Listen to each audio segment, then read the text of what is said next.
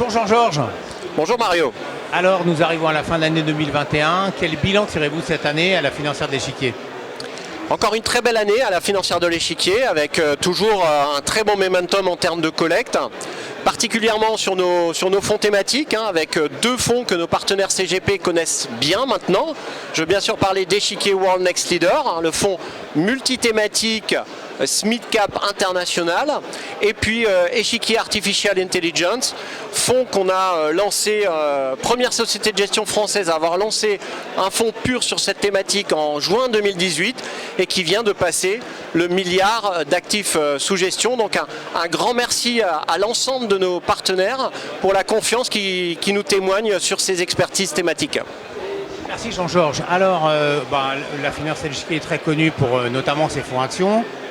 On est maintenant sur des niveaux de marché qui semblent un petit peu élevés. Comment construire une allocation? Alors c'est vrai qu'on arrive aujourd'hui sur des niveaux de marché, des niveaux de valorisation qui sont fortes. Et c'est vrai que beaucoup de nos partenaires nous interrogent finalement, c'est qu'est-ce que je fais dans mes allocations d'actifs et qu'est-ce que je peux conseiller à mes clients. Et c'est vrai qu'on a mis en avant maintenant depuis quelques mois un fonds qui a un historique long à la Financière de l'Échiquier. C'est Échiquier Allocation Flexible, qui est un fonds flexible comme son nom l'indique, toute classe d'actifs, toute zone géographique. C'est un vrai fonds flexible, puisque au mois de mars, ce fonds qui est un 0,80 actions a désensibilisé son exposition au marché actions pour aller jusqu'à 0% et revenir très vite à plus de 60% à partir de mai-juin.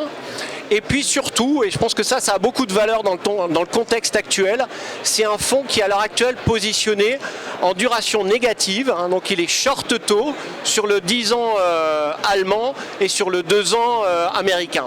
Et donc c'est un fonds qui permet d'aller chercher de la valeur dans ce contexte obligataire un peu plus compliqué, avec cette phase de hausse des taux qu'on connaît à l'heure actuelle, mais également un fonds très mobile sur cette partie obligataire, puisqu'il a à tout moment la possibilité, bien sûr, de se remettre long obligation.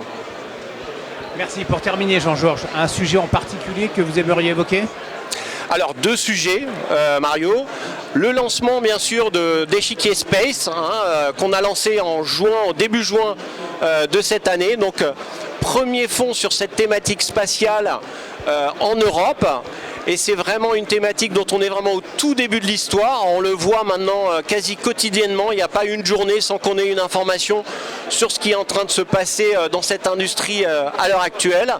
Donc le fonds a démarré la première VL le 1er juin 2021 et on a un démarrage déjà en termes de collecte auprès de nos partenaires CGP qui est déjà bien plus accentué qu'on ne l'a connu à la même époque sur le fonds Échiquier Artificial Intelligence.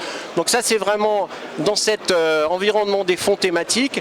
Et puis la deuxième chose, bien sûr, notre offre de gestion sous mandat, l'offre Échiquier Club, là aussi qui connaît une collecte importante en cette année 2021 et qu'on va encore renforcer sur l'année 2022.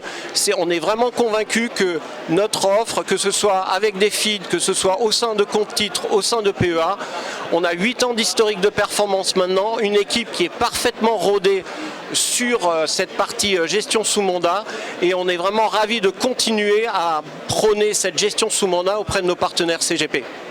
Très bien, merci. Une très bonne fin d'année pour la Financière de l'Échiquier et à très bientôt. Au revoir.